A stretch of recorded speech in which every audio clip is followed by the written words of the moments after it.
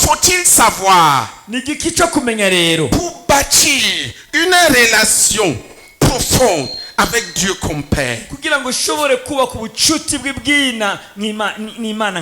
Hébreux 10, verset 19. Tu dois savoir qu'en confort de Dieu, ayant reçu Jésus, que Dieu te donne un droit exceptionnel qui n'a jamais été donné à une créature dans l'univers. igihe wakira umwami Yesu Kristo uteza kumenya ko Imana igwaye uburenganzira mw'isi ata muntu n'umwe yari bwaburonke. Tu peux entrer dans le sanctuaire, urashobora kwinjira ahera h'Imana, dans la sainteté immédiate de Dieu, urashobora kwinjira ahera h'Imana babubwiranda bwo bw'Imana. Frère, remercions le Seigneur pour une telle grâce. Levons-nous et bénissons Dieu pour le privilège qu'il a donné aux simples hommes d'entrer dans la présence du Dieu tout immédiat, du Dieu tout puissant, et pouvoir parler avec lui.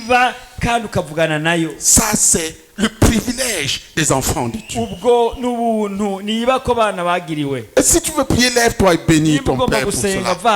Remercie-le pour ce privilège qu'il t'accorde. Que Dieu ouvre tes yeux pour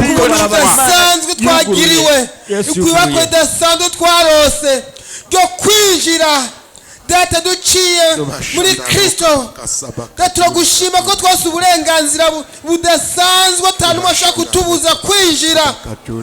Data turagushimiye rwose ku buntu bwawe budasanzwe, ku buntu bwawe n'imbabazi bidasanzwe watugiriye, waduhaye wo kwinjira atabwoba, wo kwinjira tudakekeranya. Data turagushimiye rwose papa. Data nutomeze Seigneur, wakira amashimwe mwami mu izina rya Yesu Kristo. Amen. Amen. Alléluia. Alléluia. Le plus grand miracle réalisé par Jésus, igitangaza gihambaye cyakozwe n'umwami Yesu, amener l'homme kuzana à Dieu, umuntu ku Mana, au Dieu tout-puissant. ku Mana ihambaye. Lisons ce verset. Tusome uwo murongo. D'abord en Kirundi, ubwa mbere mu Kirundi, puis en français. hanyuma mu Gifaransa.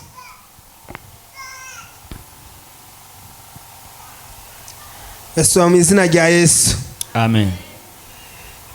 Twegere atabwoba, nuko bene data ko turi n'ubushizi bw'ubwoba bwo gushikanwa ahera cyane n'amaraso ya Yesu, duciye mu nzira yadutoboreye sha iri n'ubugingo, ica mu gihuzu gikinze, bisobanurwa ngo mu mubiri wiwe, kandi ko dufise umuherezi akomeye aganza urugo rw'Imana.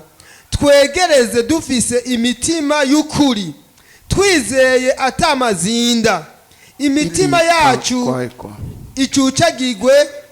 Tu as débordé. Allons ensemble. Tugendere hamwe. Frère, lis.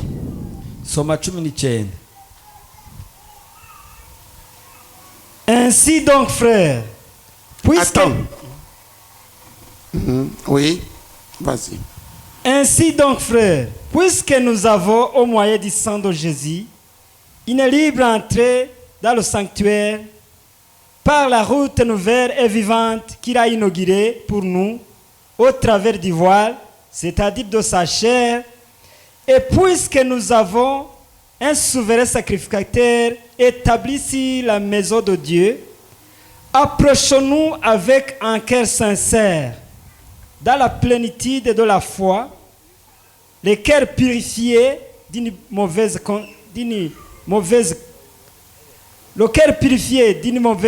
conscience, c'est jusqu'au verset 20. Et le corps lavé d'une eau pure. Ça va. Voici ce que je veux que tu notes. Il dit ainsi donc, frère, puisque nous avons une entrée libre inzira nshasha umva kwinjira mu dans mwidegemvyo le sanctuaire, c'est-à-dire dans la présence même immédiate du Dieu Tout-Puissant. kwinjira ahera cyane kuvuga aho Imana iba Par le moyen du sang de Christ, biciye mu maraso ya Yesu, pas par le moyen de nos efforts, atari uko biciye ku bikorwa byacu, par le moyen du sang de Jésus. ariko biciye ku maraso ya Yesu.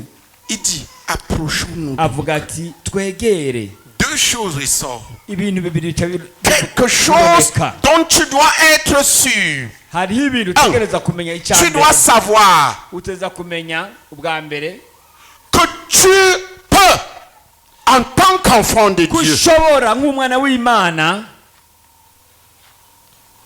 entrer dans la présence immédiate de Dieu à kushobora tout moment, kwinjira ahera cyane aho Imana iba en marchant dans la foi, dans le sang de Jésus. kugenda Alléluia. wizigiye amaraso ya Yesu. Tu dois Alléluia. savoir que le sang versé de Jésus, uteza kumenya ko amaraso yasheshwe ya Yesu c'est le tapis rouge ni inzira n'ibarabara qui mène dans la présence immédiate du Dieu Tout-Puissant, librement. rigushikana aho Imana iba kandi widegemvya. Alléluia. Amen. Dans la foi dans ce sang, mu kwizera ayo maraso nous avançons vers le Dieu Tout-Puissant, duca tugana kuri iyo Mana tukayishika juge du ciel et de la terre sans peur d'être jugé. wewe kandi n'umucamanza w'ijuru n'isi kandi atabwoba Parce que le dufise sang de Jésus a couvert nos péchés. kuko amaraso ya Yesu aba yadupfutse ibyaha byose. Pour ceux qui sont des véritables enfants de Dieu. Abo ibyo bivugwa ku babaye abana b'Imana by'ukuri. C'est pour ça que s'il y a un problème, Icyo gitumye hari ikibazo je me tourne, je dis papa. nca Qu'est-ce qu'il faut mpindukirira faire? Imana nkavuga ati papa mbega Certains ngira d'entre iki? vous m'amènent des problèmes. Je me tourne vers Dieu. Certains problèmes sont impossibles. bamwe muri mwebwe banzanira imitwaro Les gens ne le savent pas. Mais je me tourne immédiatement vers Dieu. ariko iyo bayizanye Pendant que tu mpindukirira parles. Imana Papa, que faut-il faire ici? nkabaza nti mbega papa ikibazo ndacyishure gute ngira iki? Je suis un enfant bien-aimé. jewe ndi umwana kundwa w'Imana. Applaudissons pour Jésus. komera amashyi Yesu. J'ai fait une chose, j'ai bâti ma relation avec mon nakoze Père et j'ai iki bâti ma nubatse relation ubucuti avec mon Père. n'Imana. Qui saisit? Ninde acakiye? Y a-t-il un problème? Mbega hari ikibazo? Je dis ici, papa, je suis dépassé. Iyo haje ikibazo mvuga ati papa J'ai réfléchi même, je ne sais pas quoi iyo faire. ndabyumvire ko simbona n'icyo nokora. Voici le problème. Nvuga ati ikibazo ngiki Qu'est-ce que tu veux que je fasse? ugomba ko dukora Il iki? me répond. Agaca anyishura Et après que j'ai ça, je vais faire ça. kandi iyo Vous anyishuye criez, vous chantez, vous pleurez. Ce n'est pas mon affaire. Et c'est Dieu qui va triompher. Et- Alléluia. Je suis un enfant de ibindi Dieu. byose ntacyo bimaze nkora icyo Imana yambwiye. Qui comprend ce que je suis en train de dire? Ninde yumva icyo ndiko navuga? La marche avec Dieu comme Père. Kugendana n'Imana nka so. Ce qu'il faut savoir, Icyo kumenya 1. Tu as une entrée libre. ufise ukwinjira Une entrée libre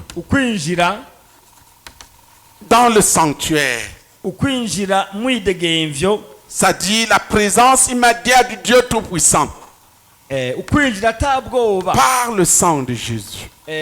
winjira atabwoba.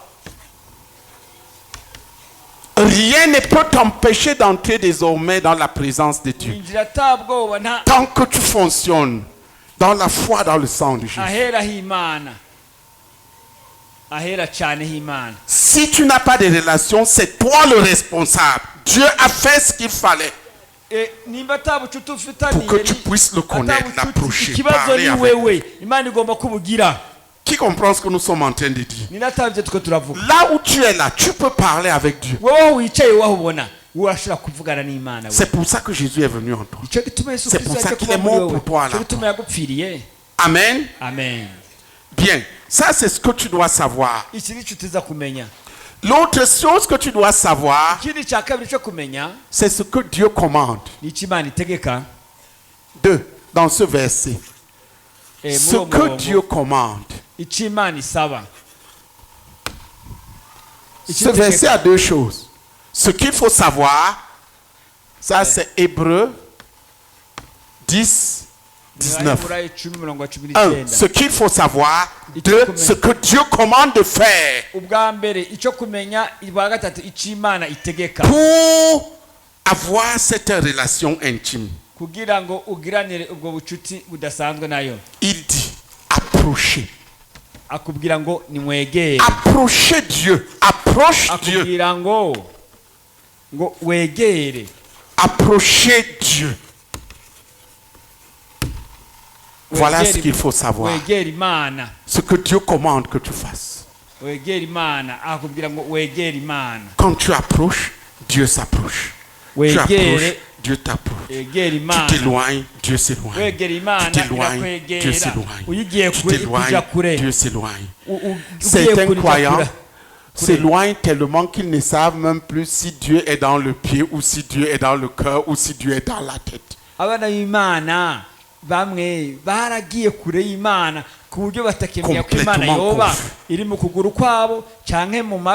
Tellement ils ont mis de la distance. Ici, la question n'est pas combien saint tu es. Non. La question n'est pas combien tu es saint. La première question, c'est est-ce que tu crois que par le sang de Jésus, tu as le pouvoir d'entrer librement dans la présence de Dieu? Ça, c'est la première question.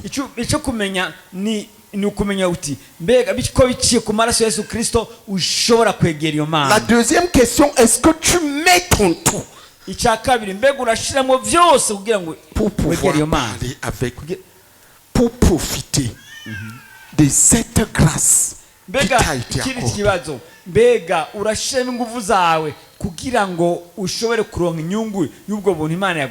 Es-tu pratiquement engagé à approcher tellement ce Dieu tel que ils disent mon enfant bien-aimé, je suis content. Voilà toute la question.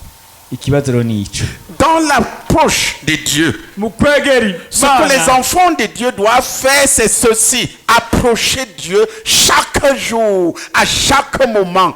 Bâtir une relation profonde. Approcher quelqu'un, c'est bâtir avec lui une relation de plus en plus profonde qui va faire que les deux deviennent un.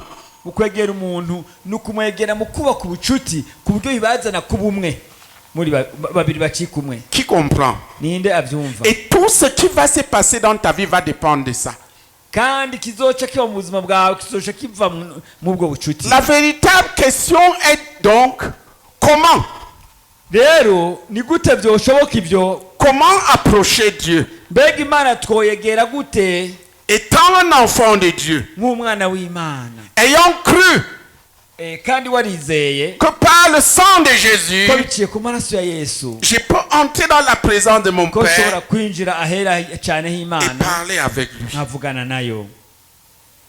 Comment je vais l'approcher? Je vais vous en parler. Comment?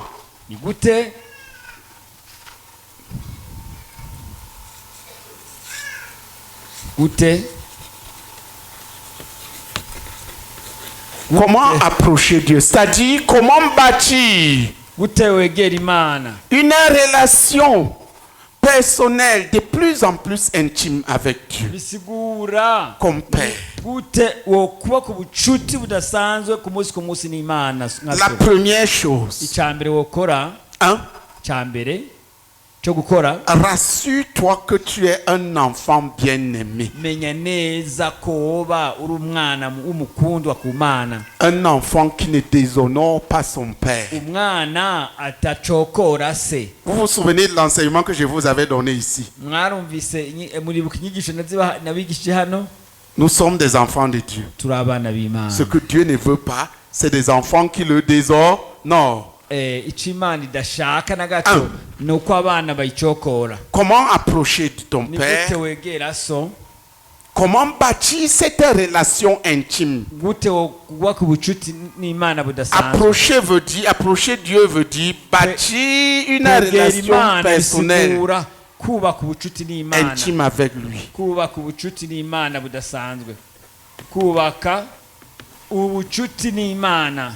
C'est ce que ça veut dire. La première chose, il faut l'honorer.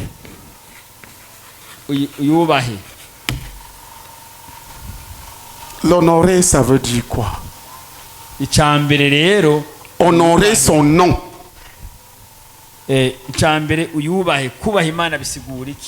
On t'appelle enfant de Dieu.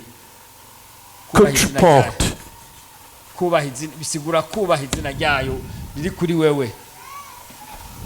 Ça, c'est la première chose. En faisant quoi? En fuyant le péché. Un cœur. Une conscience pure. Écoutez-moi très bien. Tu n'as pas besoin de devenir un ange pour parler avec Dieu. Mais tu ne peux pas vivre dans les péchés, cacher ses péchés et bâtir une relation avec Dieu. Dieu est 3 fois saint. Il dit, si nous invoquons, la Bible dit, si nous invoquons comme Père, Dieu qui est saint, soyons saints. Qui comprend? C'est dans... Alléluia. Voyons ça. Trouvez-moi le verset. Si nous invoquons comme Père,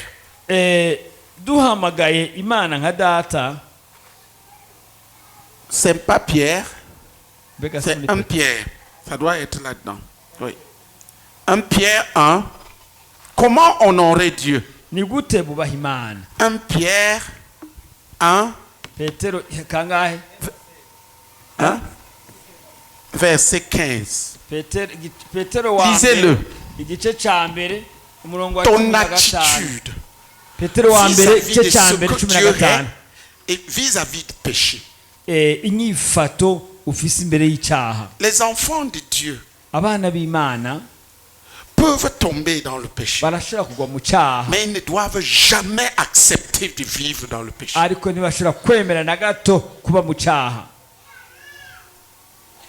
Dieu ne leur permet pas. Ça déshonore le nom du Dieu 3 fois saint. Et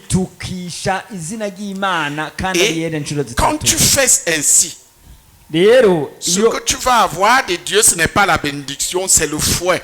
Lisez le verset.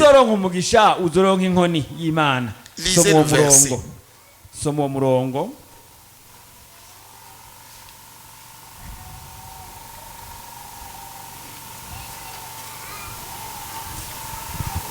Comment approcher Dieu?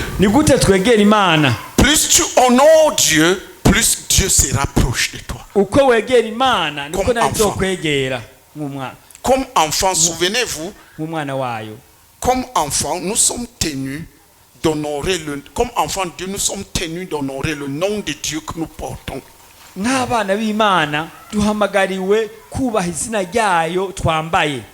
Oui. Mais puisque celui qui vous a appelé est saint, vous aussi soyez saints dans toutes vos conduites. Amen. C'est là qu'il est écrit, vous serez saints car je suis saint. Moi l'Éternel votre Dieu. Alléluia. Amen. Puisque celui qui t'a appelé à être son enfant est saint. Toi aussi sois saint. En Kirundi, ouvrez vos Bibles, ouvrez vos Bibles. Ces versets, tu dois aller les méditer. Ouvrez vos Bibles. Les Bibles sont faites pour être lues.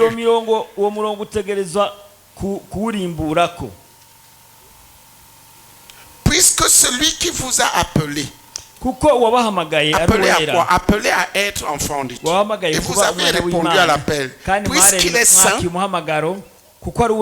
maintenant, vous aussi soyez saints. Je vais lire. Maze Petero wa mbere igice cya mbere murongo wa 15. Oui.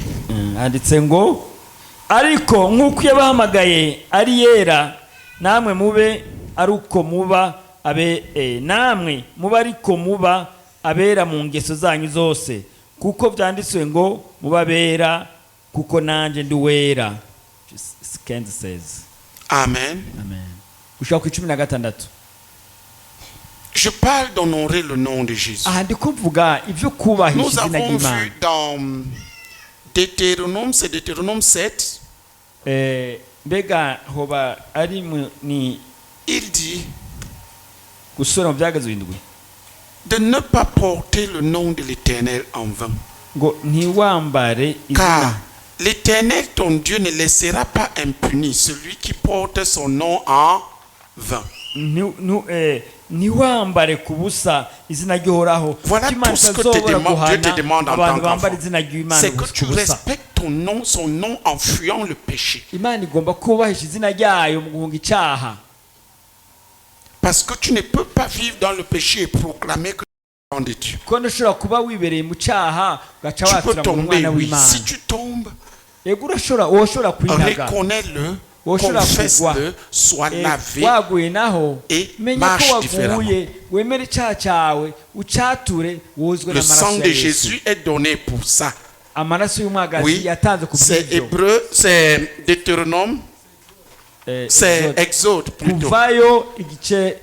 Exode 27. Et dans Corinthiens, il dit, quiconque invoque le nom du Seigneur, qu'il s'éloigne du péché.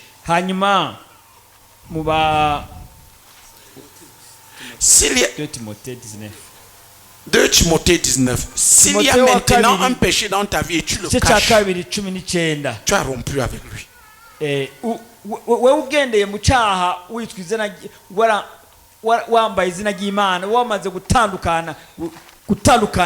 ne veut pas te tuer pour le péché. Il veut que tu confesses pour qu'il te pardonne et qu'il te purifie de ce péché. Qui comprend? Dans la foi, dans le sang de Jésus, voilà ce qu'il veut. Que tu confesses pour qu'il te pardonne et qu'il te purifie de toute iniquité. Qui saisit? Tout péché caché va te tuer. Parce que ce n'est pas caché aux yeux de Dieu. Toutes ces choses que tu fais en cachette, ça va te tuer. Le péché de chacun le poursuivra. Si tu n'es pas en train de crier et de te battre pour en sortir. Nous avons cité 2 Timothée.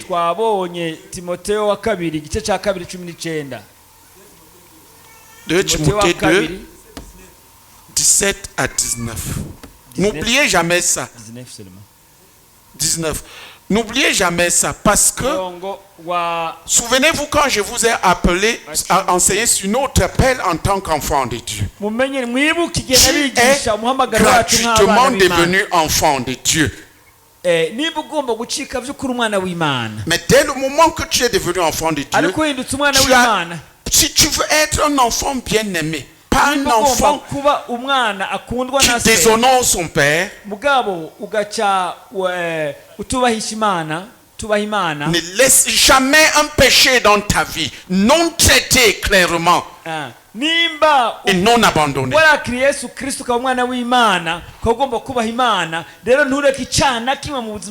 Ce qui démolit les enfants de Dieu, c'est les péchés pratiqués, non avoués, cachés. Qu'est-ce qu'il faut faire donc? pour ne pas déshonorer son père, et pour être un enfant dont le père est content. Qu'est-ce qu'il faut faire pour honorer son père? Puisque tu restes un homme et qu'il est possible que tu tombes dans le péché, je vous donne la solution. La solution pour être sans péché qui t'accuse devant Dieu.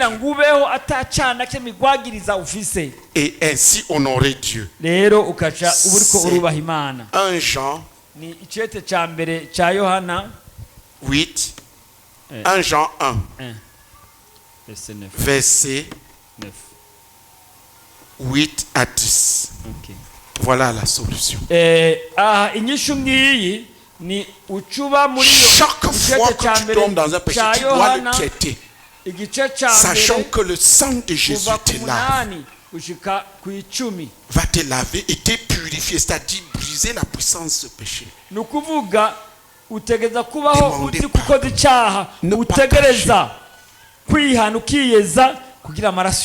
Exposé pour que Dieu puisse te laver et te purifier de toute iniquité. Quelqu'un va lire ça. Donc la première force d'un enfant, c'est la force de crier à son père pour que son père le lave et le purifie. C'est de là que vient la sainteté d'un enfant.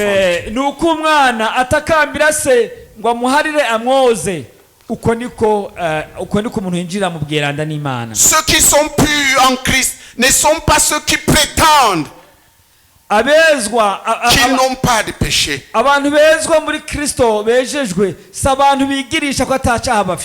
Ce n'est pas biblique. Qui comprend ce que je suis en train de dire?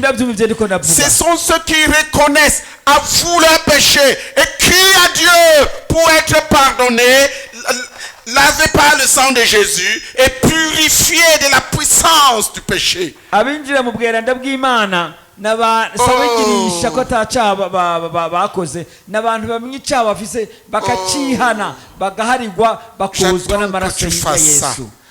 J'attends que tu fasses ça.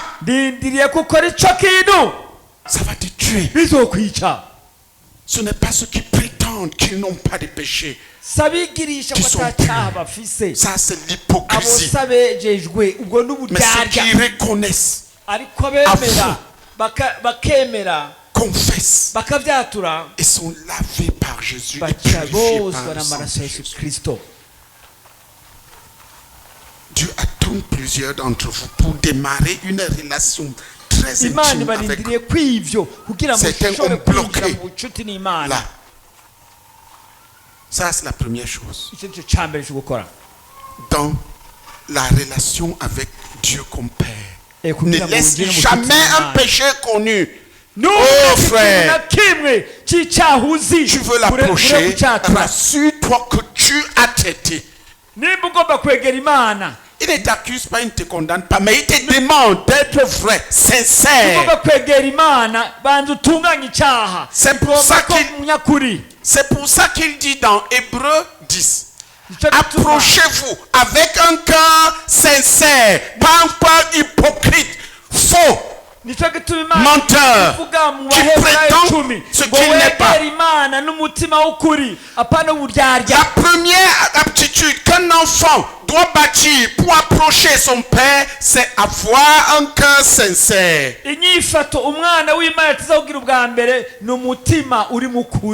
As-tu un cœur faux? Un cœur qui cache les péchés. Il joue.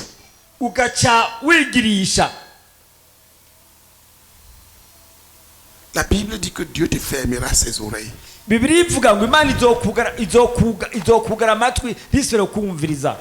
approchez-vous donc.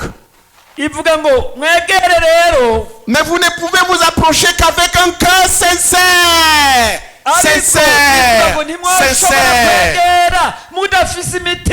Approchez-vous donc avec un cœur sincère.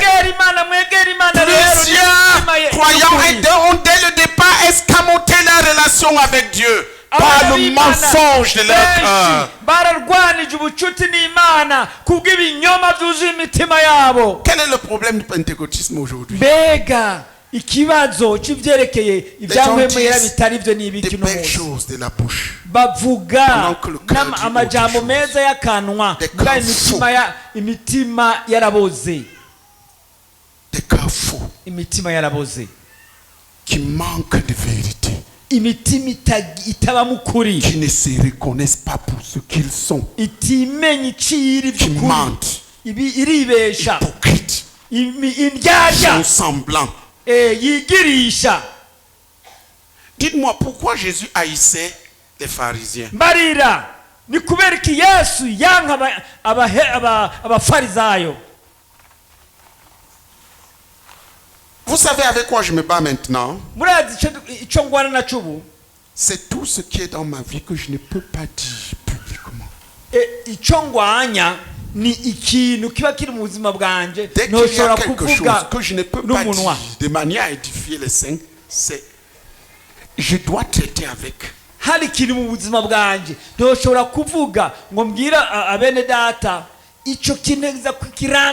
Et je me bats à ce niveau.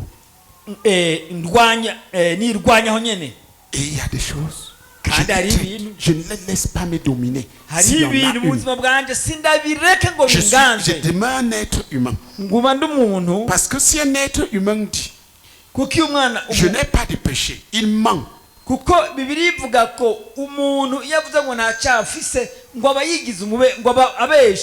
Demande à ton voisin, est-ce que tu as des péchés dans ta vie? Qui te répond?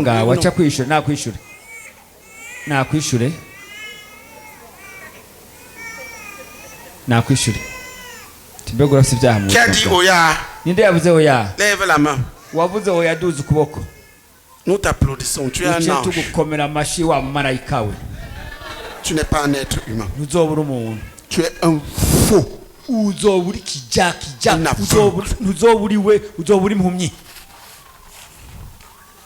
Qui comprend ce que je suis en train de dire? La question c'est, es-tu ce péché? Es-tu prêt à te battre contre? Jusqu'à ce que te pardonne et te purifie. La plupart des gens ne se battent pas pour obtenir de Dieu le pardon et la purification. Ils disent pardonne-moi papa, amen, le souci n'est pas d'être pardonné et purifié. Il dit oh papa pardonne-moi tel péché. Il ne se soucie pas d'être pardonné et purifié.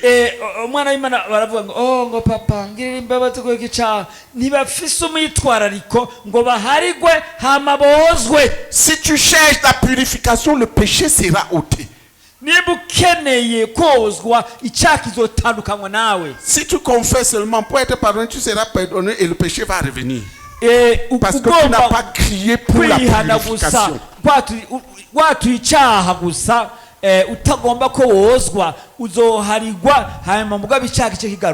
Demande-lui, est-ce qu'il y a au moins un péché dans ta vie? Qu'il te réponde oui ou non. Est-ce qu'il y a un péché dans ta vie? Tue-le ou il te tuera. Dis-le lui. Tue ce péché ou il te tuera.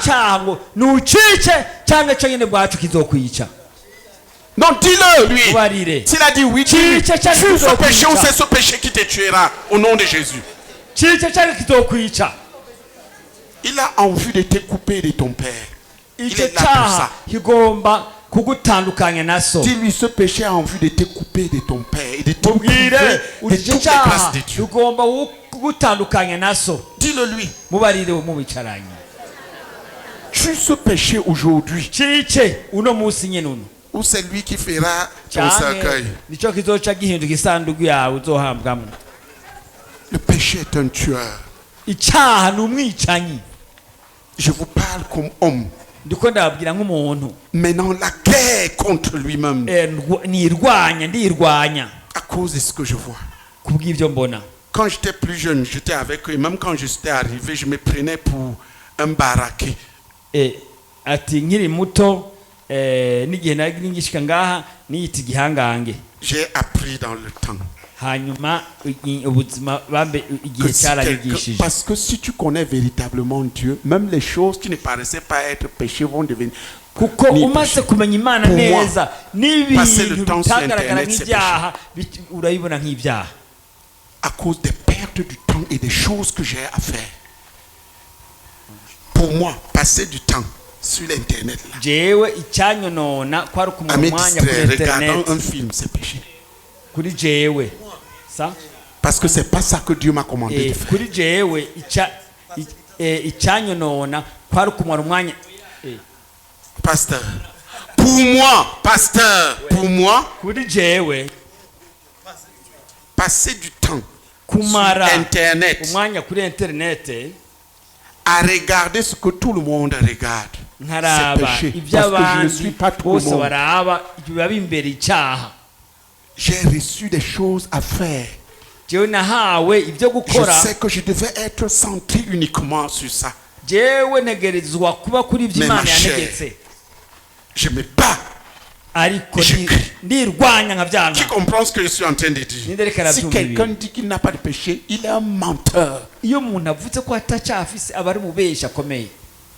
Et c'est l'aptitude de plusieurs d'entre vous là,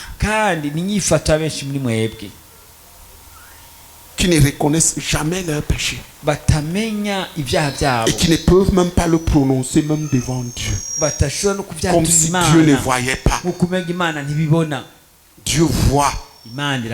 Dieu a vu.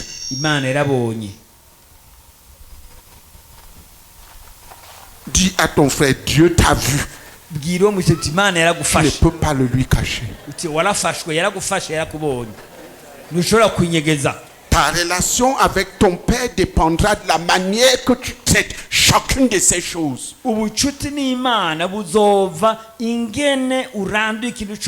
Si tu les exposes constamment à la lumière, ta vie deviendra lumière. Tu les caches, tu vivras dans les ténèbres en faisant semblant et Dieu sera absent. Et Dieu sera absent.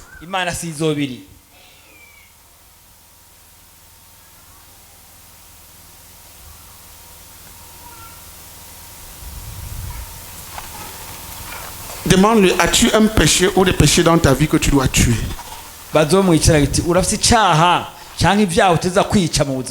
Qu'il te réponde. Qu'il te dise oui ou non. S'il te dit non, applaudis-le, c'est que c'est un ange.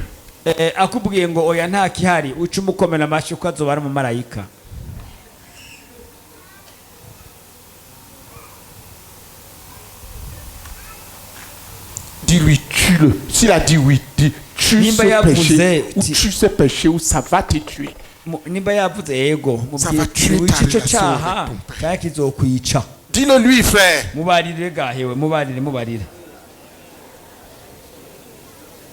Ne laisse pas ça comme ça dans ta vie. Bats-toi jusqu'au sang s'il le faut et sors de là au nom de Jésus.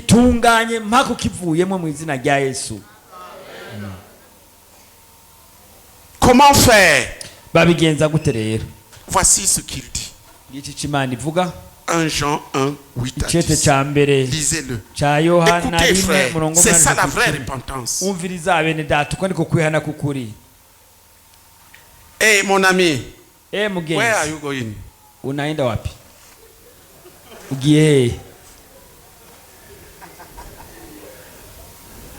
Il y a des gens qui aiment échapper aux bonnes choses. C'est maintenant. Amen. Amen. Lisez le verset. Soma umurongo. Soma mu murongo.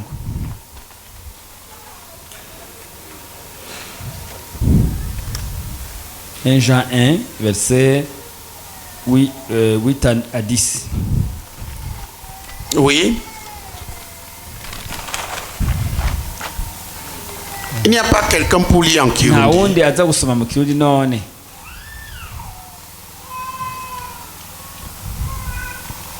La nécessité de d'un esprit de repentance.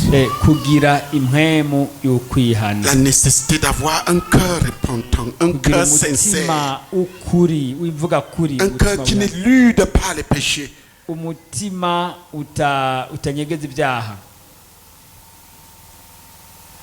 Mais crie à Dieu pour la sanctification. Oui. Soma. Tuvuze yuko atacaha dufise tuba twizimiza ukuri ntikuba muri twebwe nitwatura ibyaha byacu niyo yo kwizigirwa kandi gororoka ivyo nivyo bituma iduharira ibyaha byacu ikatwoza ukugabitanya kose. Tuvuze yuko atacaha twakoze tuba tuyigize umubeshi kandi n'ijambo ryayo riba ritari muri twebwe. Amen. Amen.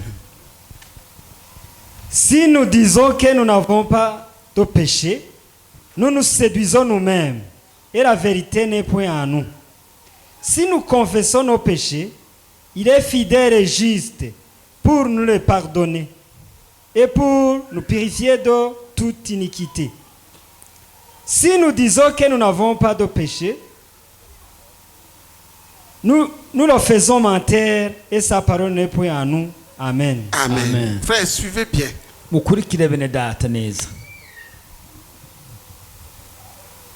Ceux dont la conscience est pure ne sont pas les gens qui prétendent n'avoir pas de péché. C'est ça l'hypocrisie humaine de la religion. C'est jouer, faire semblant.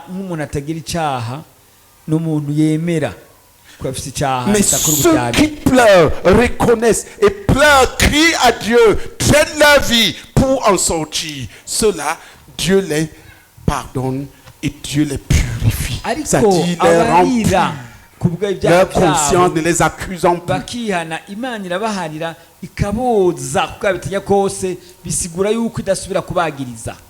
Qui comprend? As-tu un péché qui t'accuse? Tu attends quoi pour traiter? Parce que si ton propre cœur t'accuse, Dieu est plus grand que ton cœur. Ton jugement est alors grave. Rassure-toi que ton cœur ne t'accuse plus, que tu as traité jusqu'à ce que cette accusation de cœur, Dieu le fasse. Et que tu sois comme n'ayant jamais péché. Qui a compris la nécessité de la vraie repentance? Il y a deux choses qu'un enfant doit cultiver. Notez très bien ça. Pour une relation de plus en plus forte avec son père.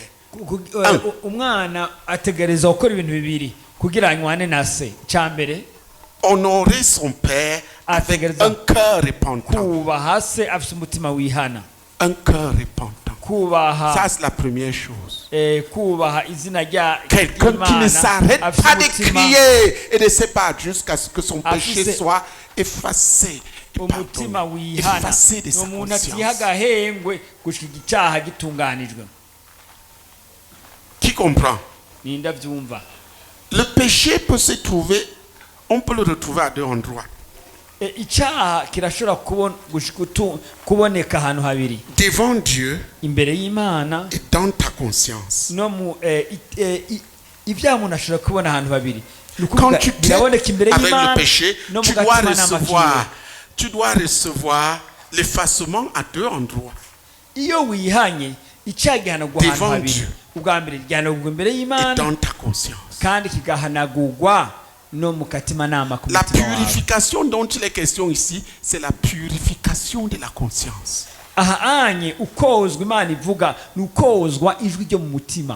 Qui comprend ça? Tu demandes pardon. Le jour que tu t'es tourné vers Dieu, il a effacé tes péchés. Son sang te couvre. Quand tu tombes, tu t'es sali, tu demandes pardon. Le livre du péché est effacé. devant Dieu, il n'y a plus d'accusation, mais dans ta conscience, il y a l'accusation. Tu as besoin de crier jusqu'à ce que tu reçoives de lui la purification, que ton cœur soit purifié de toute mauvaise conscience, de toute accusation. Dieu ne veut pas que tu marches avec le péché dont tu t'es repenti comme ça. Non. Mais que tu travailles jusqu'à ce qu'il n'y ait plus d'accusation là.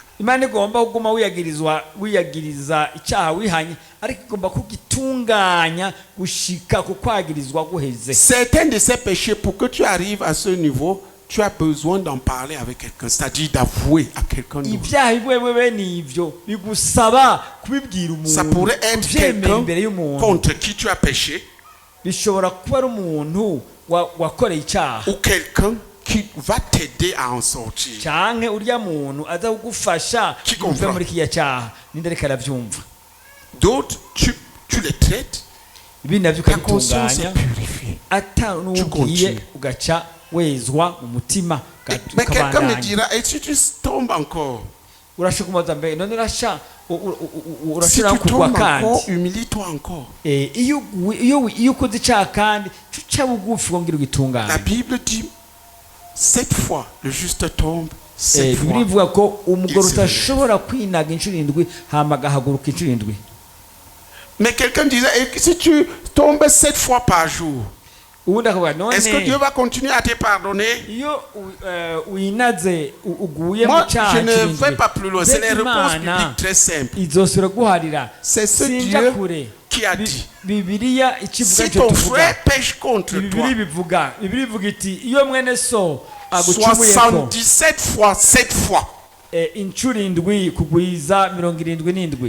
vient te demander de pardon, tu lui pardonnes. Lui ne peut pas faire moins que ça.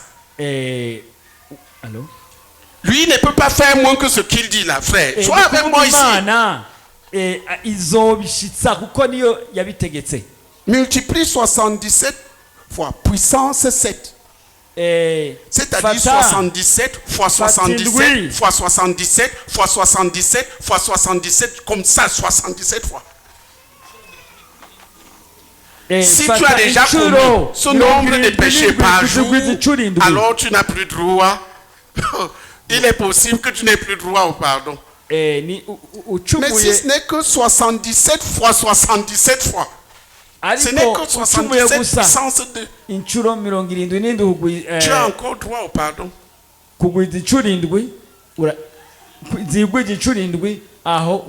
Si c'est seulement 77 fois 77 fois 77, c'est seulement 77 fois puissance 3. Il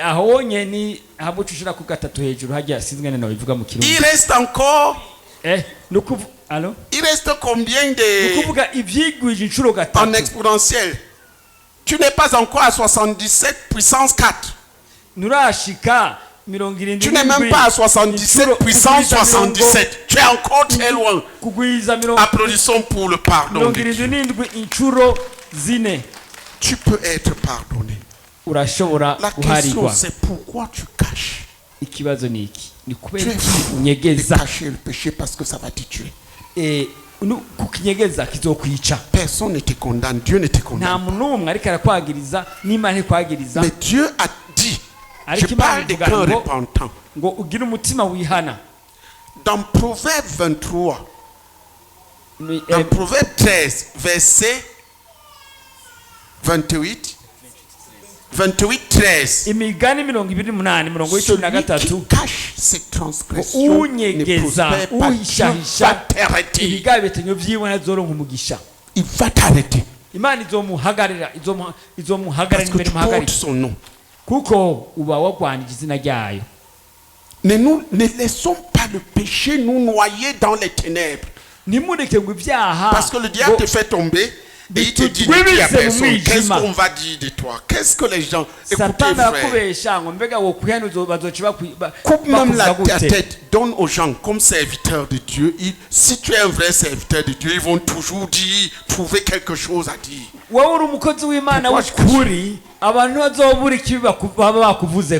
Ce que je ne dis pas, c'est ce que si je dis peut te faire tomber. C'est tout. C'est pour que tu ne tombes pas. Mais je l'avoue là où je dois l'avouer. Je confesse à qui je dois confesser. Mais si je vois maintenant que si j'avoue, tu peux tomber. Ce n'est plus pour édifier. Qui comprend ce que je suis en train de dire? Ça, je ne te dis pas. C'est tout. Frère, nous nous connaissons. Tu te connais. Tu sais que tu n'es qu'un homme. Dieu le sait aussi. Personne ne trompe ce Dieu. Qui comprend ce que nous sommes en train de dire? La question, es-tu tellement faux que tu crois que Dieu ne voit pas? Et tu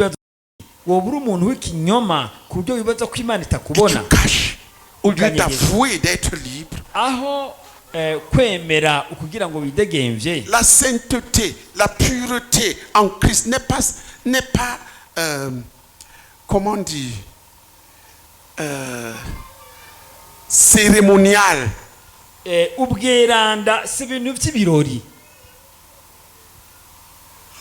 une pureté de cœur.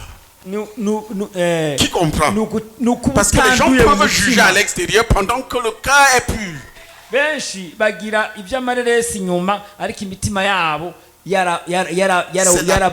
C'est le cœur purifié de toute mauvaise conscience. De tout ce qui t'accuse. Parce que tu peux aussi paraître correct devant les gens. Pourtant tu es accusé par ton propre cœur. À cause des choses que tu sais faire et tu ne les fais pas. Qui comprend? Avoue. Le combat est avec ta conscience maintenant. Qu'est-ce qui doit prendre fin? Amène-le à ton Père. Il va te laver avec le sang de Jésus. Tu as compris? Parle, ne dis pas, ne camoufle pas avec les mots. Tu as tué. Personne ne connaît. Dis papa, c'est moi qui ai tué tel.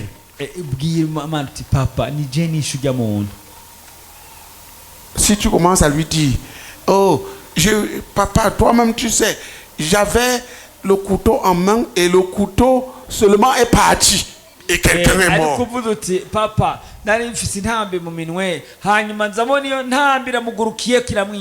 j'ai vu seulement ma main partie. En plus d'être un meurtrier, tu es un menteur.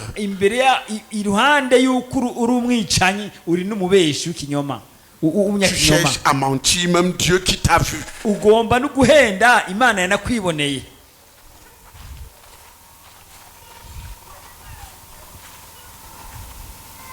Ne dis pas yo. Dieu. La fille là était très belle et elle a souri. Et je ne sais pas comment j'ai commis l'adultère. Zéro. Tu mens. Tu as commis l'adultère.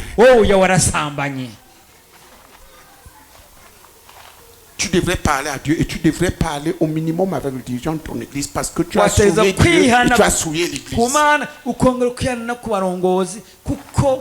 Si tu veux jouer là-dessus, ça va t'attraper. Tu te mens.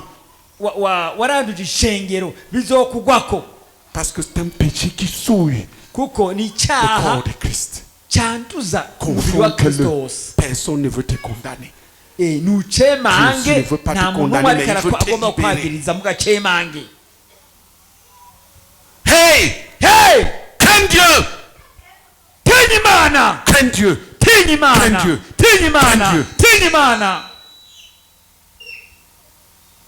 Parce qu'il peut donner la vie ou la mort.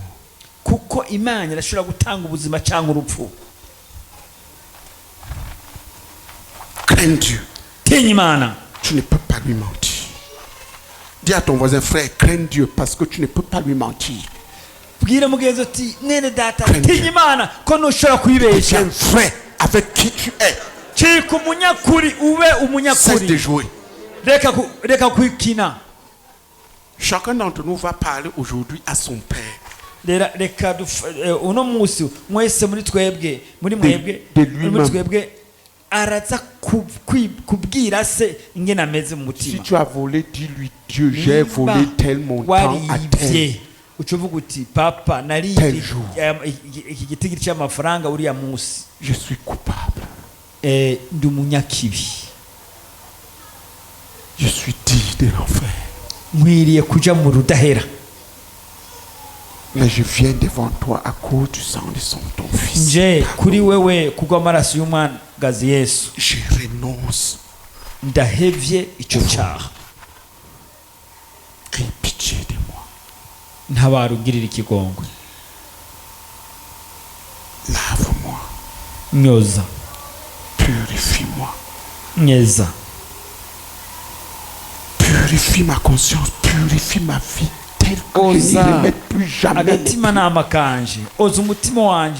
Certains péchés ont besoin de jeûne pour que la conscience soit libérée. Certains ont besoin de restitution. Mais tout commence par la reconnaissance du péché et la confession. Mais certains sont juste excellents pour justifier pourquoi ils ont eu raison de pécher. Ubwenge budasanzwe bwo gusigura ibyaha bakoze aho kuvyihana. Qui voit ninde qu'il a des problèmes avec son père qu'il doit régler. Ninde abonye ko afitanye ikibazo na se wiwe wo mwijuru atereza gutunganya. Lève ta main. Duza ukuboko he mwijuru.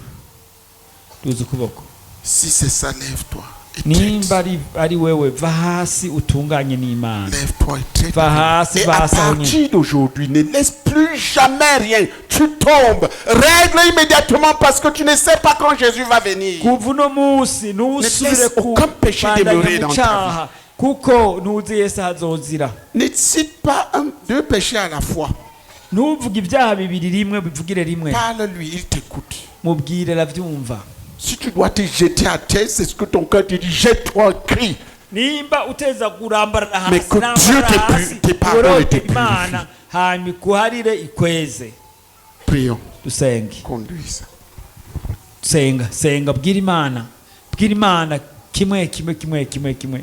barira Imana kimwe vuga ni muvuge nyine vuga barira Imana kimwe aturira Imana kimwe kandi mukuri kasura kachasura kapakatura kateteke pakatura ola kachasura kapaka kasura kapakatura kapakatura aturira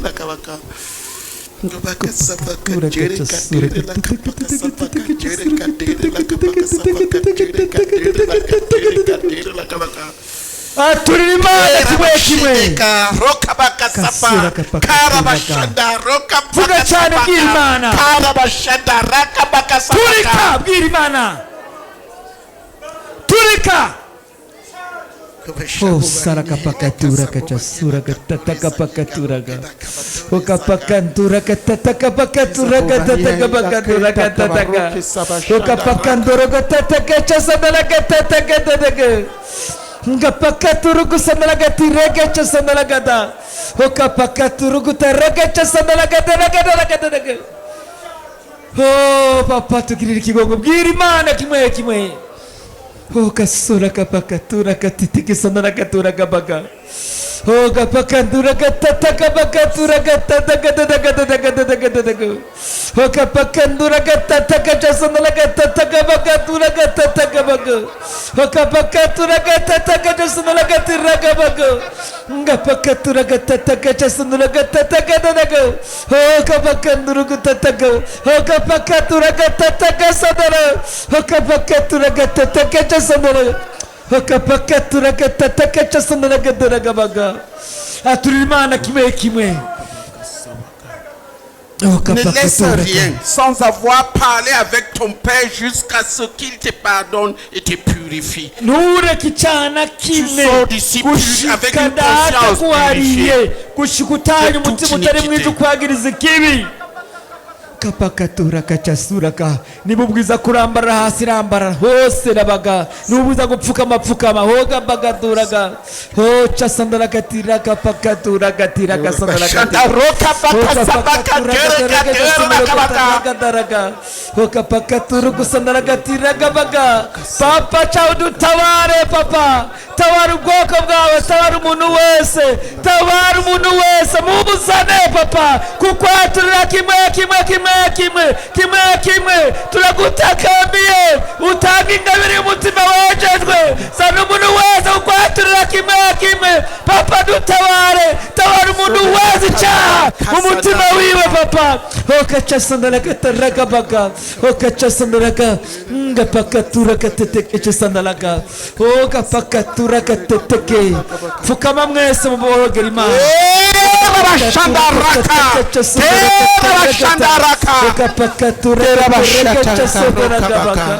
ngapakatura kateteke sandalaga baka kapakatura kasandara kataraka pakatura kateteke sandalaga baka okapakatura kataraka sandalaga teteka okapakatura kateteke sandalaga oh papa dukizugukomanara kumutima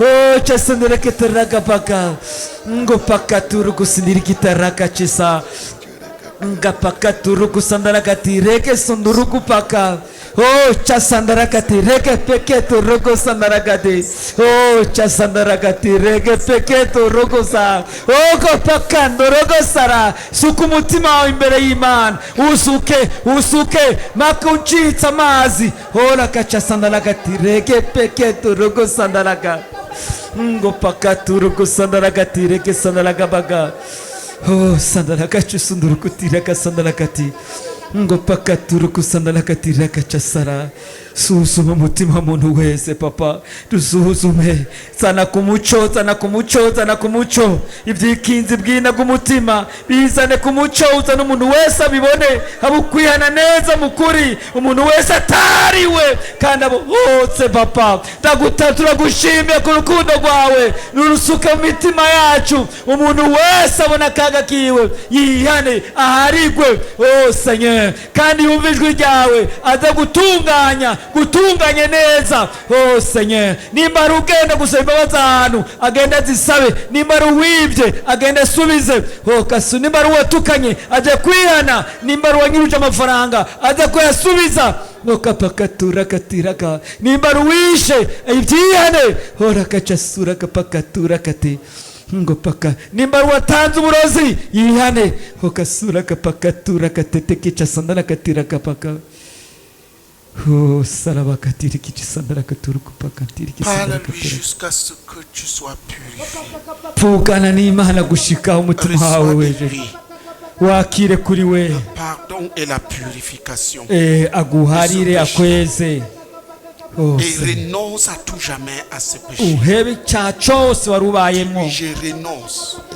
icyacose ucihane kandi ugihebe et prie qu'il te donne la force de ce monde de ne plus y rentrer. usenga guhe unkomezi zo kudasubiramo inkomezi zo kunesha icyaha ukasura kacasura kapaka urakacasura kapakatura kacasura gatataka aturira Imana umengo nakajyo kanyu muronse kukuba kuri iyi si umengo ni segonda yanyu muronse okuba kuri iyi si aturira Imana iragukunda aturira Imana oh sarakacha suraka pakatura katateki okapaka osandaraga tireke pakanduruk taragabe echa sandaraga pakaturuk teragache okapaka turuk sandaraga tiraga sara ole bade okapaka turuk sandaraga tira okapaka suraka chasuraka teteki sandaraka. Si tu ne sais pas comment en sortir, dis Papa, montre-moi comment sortir. Utabona ingene wova mako kaga kito wakoze muguti papa yereke ingene nova muri iki kintu muborogere donne-moi le pouvoir d'en sortir une fois. muguti mubasha bugusoka muri iki cyaha osaraka paka turaka sandaraga tiraka paka Rabashanda rakabaka sabaka tereka dora Parabashanda Rokabaka sapaka ture kabaka ture la kabaka. Subi kanokolo kabanike takarunsiki na kabaruka kina halikatara sandiki. Kubizalo tuna kibara kabaka sapaka ture kature la kabaka. Sobaka shata katura. Sadara kachusara kabaka ture kachusura katatak. Okapaka ture kachusura katatak kachusura kapaka. Tu sens que tu es lié par ce péché. Sans que tu n'arrives pas, demande à Dieu, Seigneur, Papa, détruis le lien. Détruis tous les liens malsains établis dans ma vie à travers tes péchés. Prie à lui. Prie à lui maintenant, Papa, au nom de Jésus, détruis maintenant les liens que tes péchés qui me tiennent lié, détruis, Papa. Kara.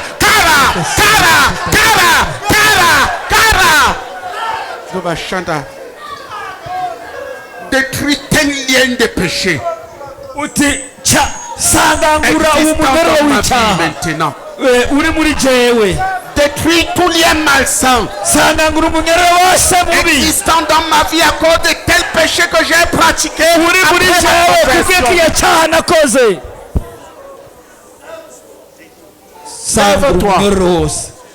Lève-toi et prions. Plusieurs doivent être délivrés. Lève-toi et prie avec nous. Dis-lui, Papa. Détruis maintenant tout lien démoniaque existant dans ma vie à cause de tel péché que j'ai pratiqué après mon salut. Que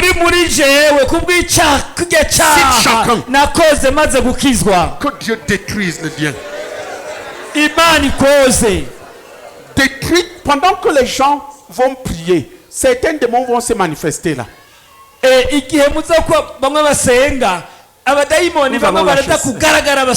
liens seront brisés.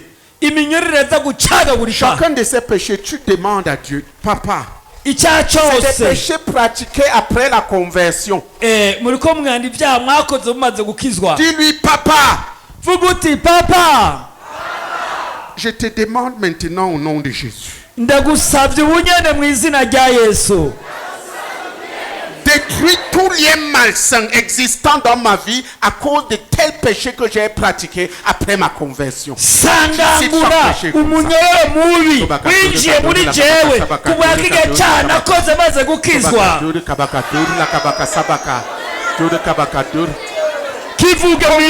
Continue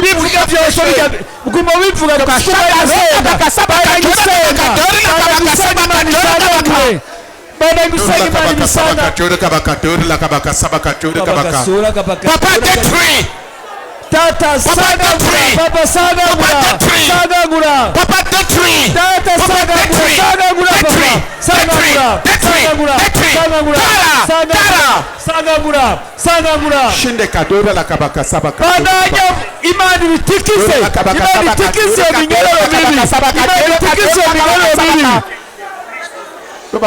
Tu as des difficultés, tu lèves la main. Tu as des difficultés, lève la main, tu as besoin d'aide. Tu lèves la main. Vous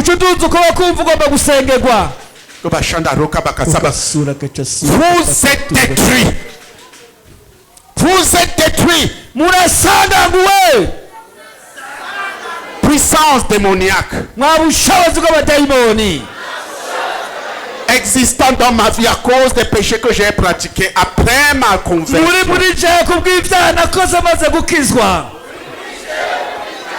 Jésus m'a pardonné. Et vous n'avez plus d'autorité sur moi.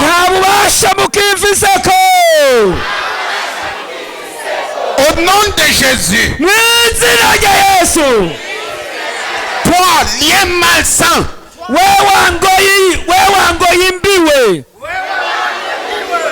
Existant dans ma vie maintenant. À cause des péchés que j'ai pratiqués. J'ai détruit au nom de Jésus. J'ai détruit.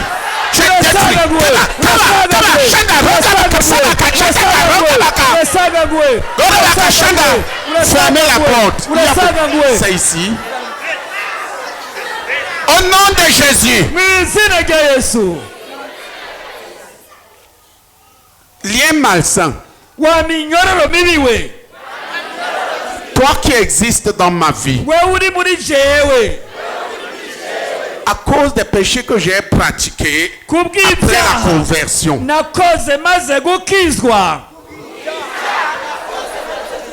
Dieu te détruit au nom de Jésus. Dieu te détruit au nom de Jésus. Dieu détruit. Et tu es détruit. Et tu es détruit. Et tu es détruit. Et tu es détruit.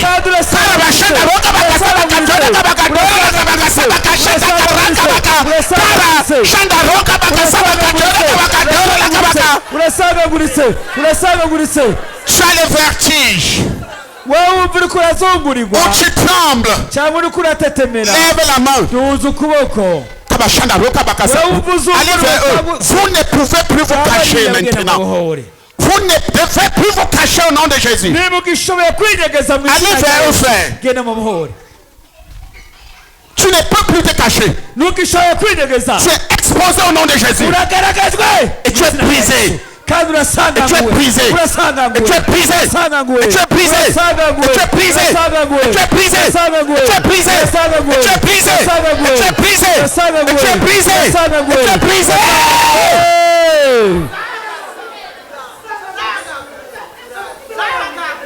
Tout le monde, au nom de Jésus.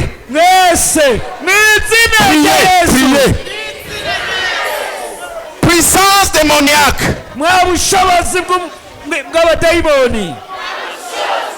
Qui te trouve dans ma vie à cause des péchés que j'ai pratiqués. Tu ne peux plus rester maintenant. Parce que Jésus m'a pardonné et purifié.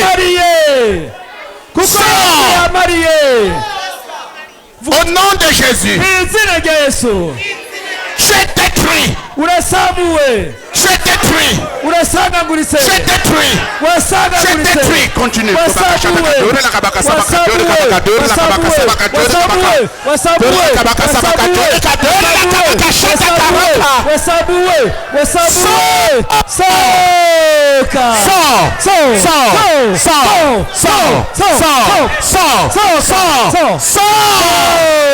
Au nom de Jésus.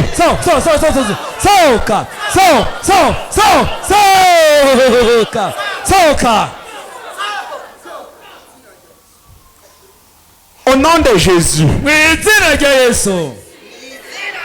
Lien d'impudicité et d'impureté. Où que tu te trouves maintenant dans ma vie. Toi qui es dans ma vie sexuelle à cause des péchés que j'ai pratiqués avant le salut ou après le salut. mubi uri muri jewe kubw'ubushakanyi nakoze narakizwa cyane maze gukizwa.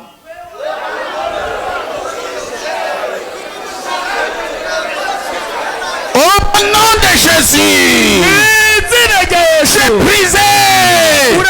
J'ai brisé. J'ai brisé. J'ai brisé. J'ai brisé. J'ai brisé. J'ai brisé. J'ai brisé. J'ai brisé. Sors au nom de Jésus.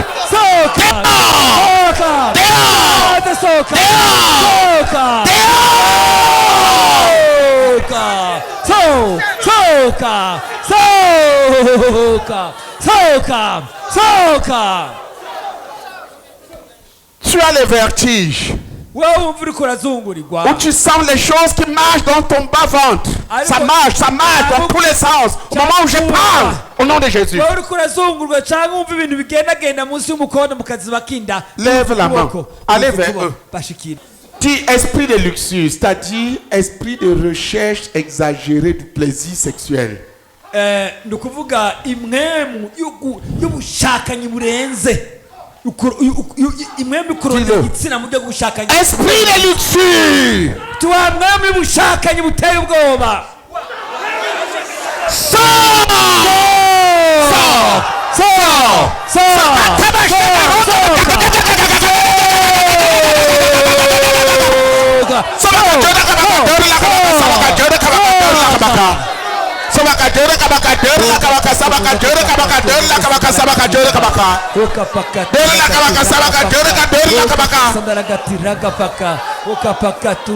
Au nom de Jésus. Tout le monde. Au nom de Jésus. Addiction au sexe.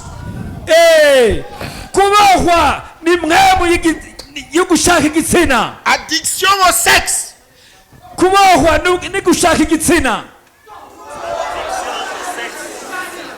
Je détruis. Je détruis.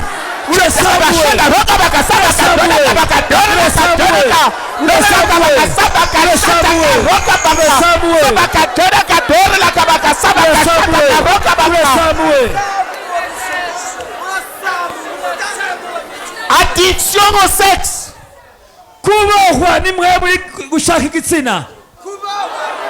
Sors de ma vie et ne reviens pas. Sors au nom de Jésus. Sors au nom de Jésus. Sors au nom de Jésus. Sors au nom de Jésus. Dis j'appartiens à Jésus. J'ai confessé mes péchés. Et je reconnais que Dieu m'a pardonné et purifié de tout.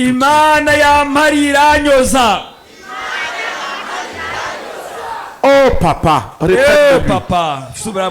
Purifie-moi maintenant complètement de tels péchés. Oh papa. Dis-le lui. Répète-le lui 7 fois. Pour chacun. Oh papa, nyoza ubunyene umunyorose maintenant et purifie-moi de tels péchés. Je ne me trouve plus dans ma vie. Selon ta promesse.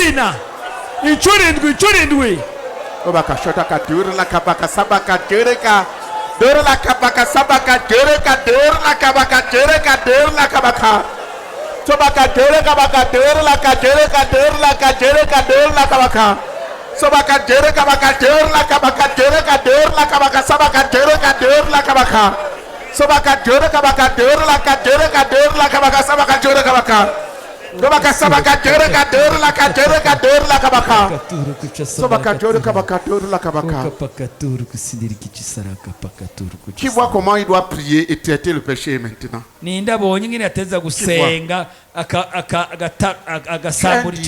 dois traiter le péché ainsi. Prions. Dis au nom de Jésus. Lien de sorcellerie et de divination existant dans ma vie maintenant. À cause des pratiques du passé. Et à cause des fausses pratiques, à cause des fausses pratiques spirituelles que j'ai faites.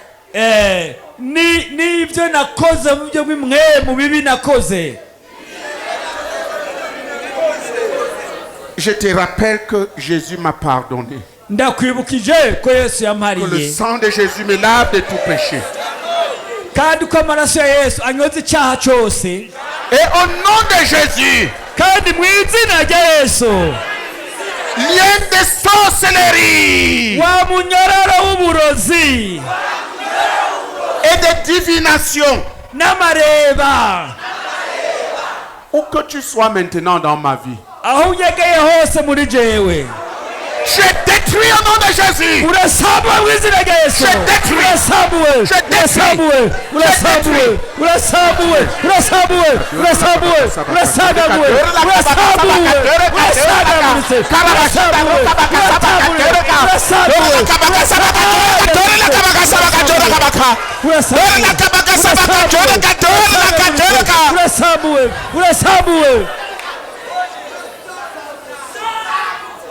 Tu as envie de vomir ou de crier.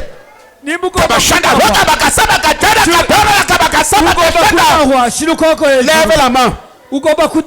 Tu as besoin de délivrance. Allez vers eux. Priez-la de chasser ces esprits de divination et de sorcellerie. Allez vers eux. Vous priez la personne en deux. Vous chassez avec violence. Tu as envie de vomir. Tu as envie de crier.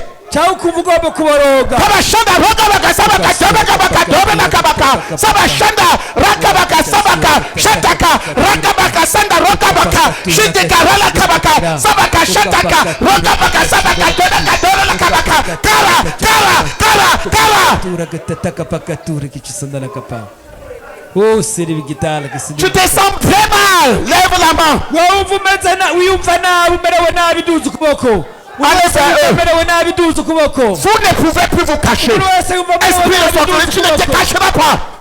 Tu es exposé. Allez vers eux, priez-la en deux. Chassez-les.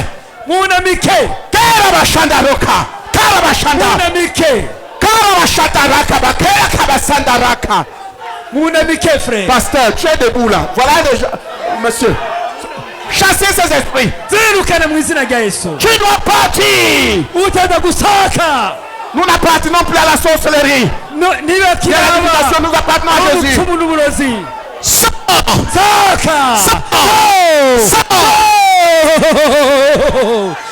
Prie avec nous.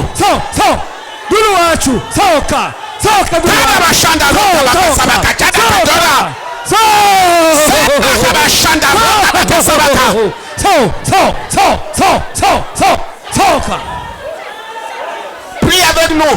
Au nom de Jésus, tout le monde. Esprit de sorcellerie et de divination. Où que tu te caches maintenant, je détruis.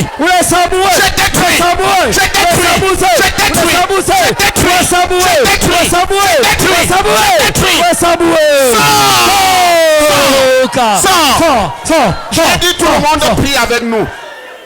Tu n'es pas en train de délivrer, tu pries avec nous.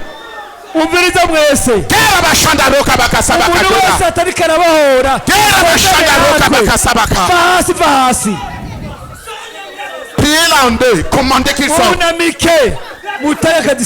Frère, ne tapez pas. Vous priez en deux, vous commandez qu'il sorte.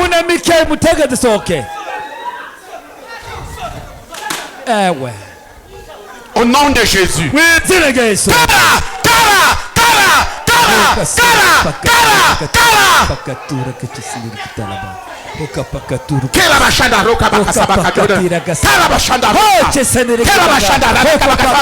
Tu ne peux plus te cacher.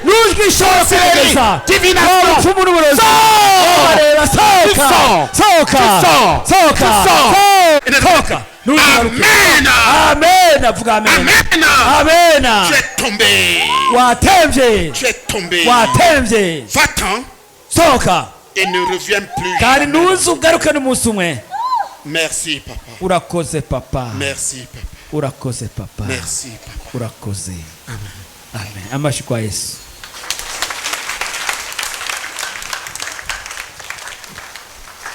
Alléluia.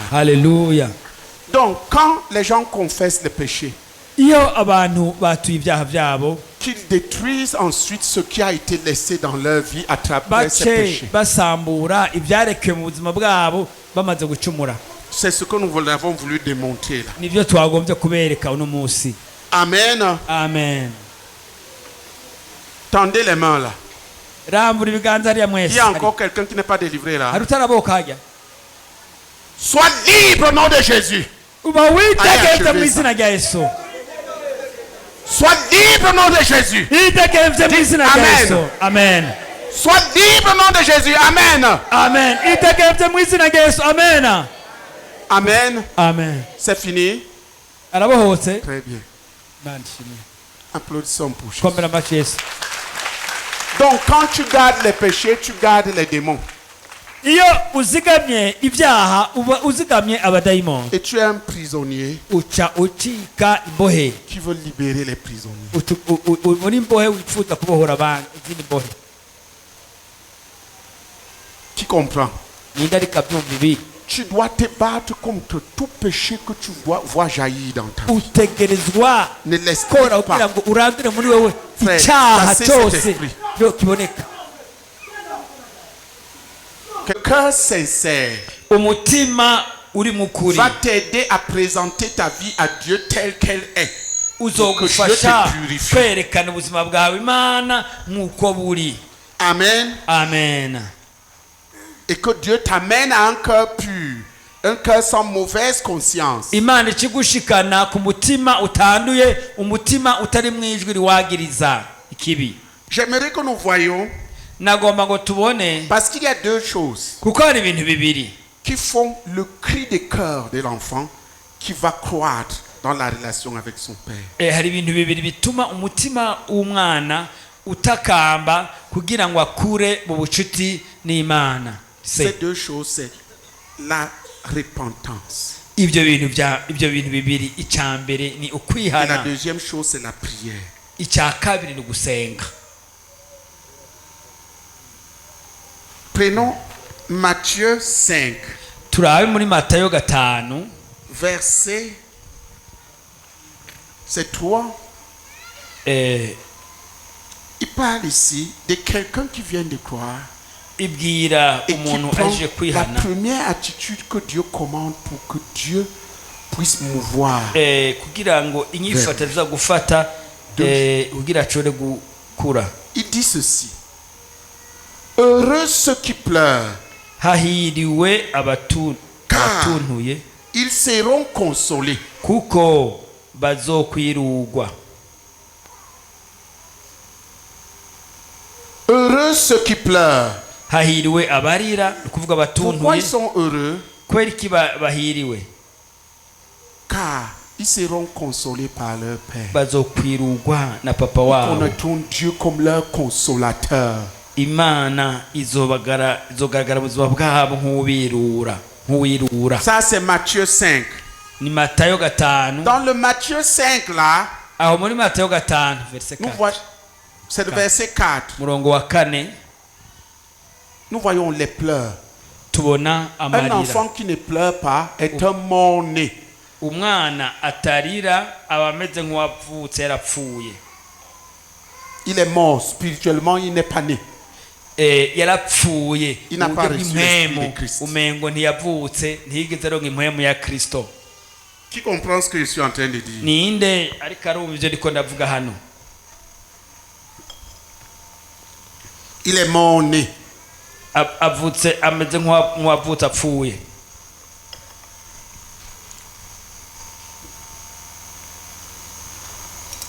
Demande à ton frère, est-ce que tu es mort-né? bazomwicarire tubega uravutse umeze nk'icyapfutse gihwereye. Est-ce que tu es mort-né? wavutse wapfuye. Demande-lui. Qu'il te réponde. mubaza kandi akwishure. Est-ce que tu pleures? mbega urarira, Est-ce que tu urarira, cries uraboroga, à ton uratakira Ou so, est-ce que tu es un mort-né? canke uravutse apfuye? Qu'est-ce qui montre qu'un enfant est vivant? ni iki kigaragaza ko umuntu akomeye, ko umwana avutse akomeye? icerekana ko umwana avutse akomeye ni igiki yemwe? il pleure. Voilà. ngo ni ukuri ni uko. Qui est vivant? ninde ngaha ari muzima akomeye? Qui est un enfant vivant? ninde akomeye muri mwebwe? ninde ari umwana akomeye? Lève la main. duze ikiganza. Donc tous les restes là, vous êtes morts. abandi bose musigaye mwapfutse mwarapfuye. Qui est un enfant vivant? ninde ngaha ari umwana akomeye? Écoute, umviriza. est-ce que tu as crié aujourd'hui? mbega uno munsi watatse utakira so? Est-ce que tu as crié pour tes péchés? mbega waboroza urira ku Est-ce que bw'ibyaha tu as byawe? crié uno à munsi? Dieu pour tes besoins? Deux choses. Crier et obtenir. Quand l'enfant naît, bam! Comment on sait qu'il est vivant? Comment on sait? Il pleure. Toi, tu es né dans le royaume de Dieu. Bang! Comment nous saurons que tu es vivant? Tes pleurs à ton Père. C'est ça qui montre que tu es vivant. Quelqu'un qui ne supporte pas les péchés. Qui crie, Papa, change-moi, transforme-moi, purifie-moi. La pureté est pour ceux qui pleurent.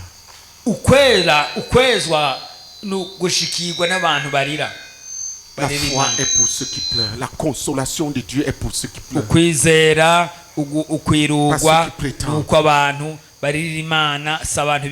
Deux domaines de pleurs.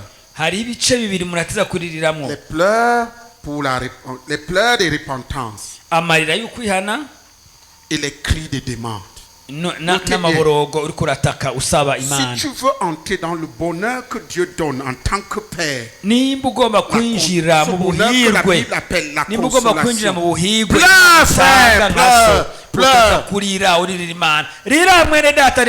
Matthieu 5, verset 4. Pleure de repentance pour la purification de la conscience. Pleure pleure pour les besoins.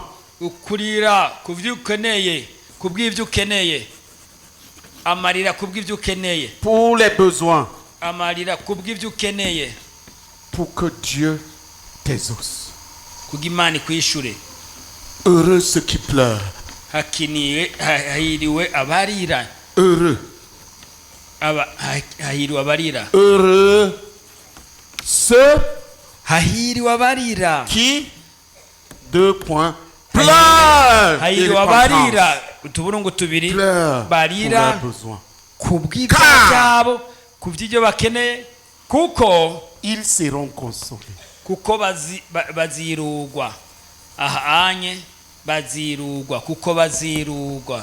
Voilà la vérité. Dis à ton frère, si tu pleures devant Dieu pour la purification de tes péchés, tu seras consolé.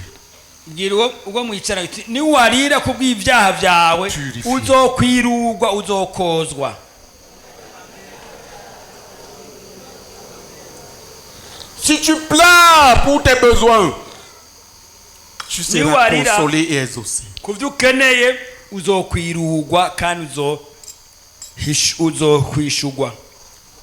Deviens heureux en Jésus. Qui comprend? Deviens heureux. Il y a des enfants de Dieu malheureux. Ils sont malheureux pourquoi? Parce qu'ils n'ont pas su actionner la clé des pleurs. Tout croyant dans la vie desquels il n'y a pas une vie de cris fervents pour la sanctification, une vie de prière fervente pour les besoins. Marche en dehors de la consolation.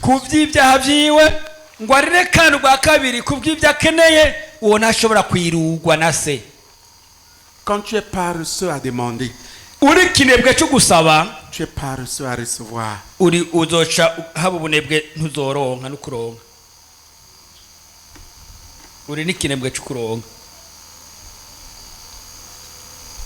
On crie pourquoi? Pour demander. J'ai parlé d'abord de la repentance. Le deuxième niveau, c'est la prière. Il y a la repentance, il y a la prière. Cri de repentance, cri de demande.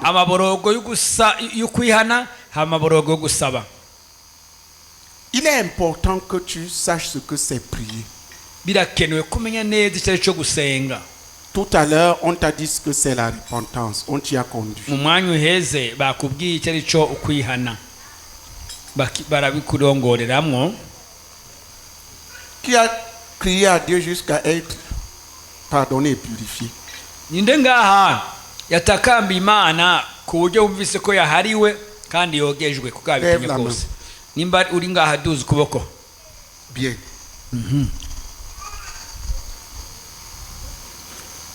Ça veut dire que ton père est content de toi. Bisigura ko papa wawe akunezererewe. Mais je t'exhorte chaque jour de lui demander de te sonder et de te montrer si tu es sur un chemin qui ne lui plaît pas. Ariko no. Et si tu es là-dessus, qu'il te ramène sur le chemin. Kuyibwira imisi yose kubwira papa wawe kugira ngo arabe ko mu nzira y'ukuri asanze atari mu nzira y'ukuri akugarukane mu kuri. C'est une vie. Abonye ko akweretse ibintu ucuvyihana kwihana n'ubuzima bwose kubera Imana yera inshuro zitatu. Ninde yavyumvise?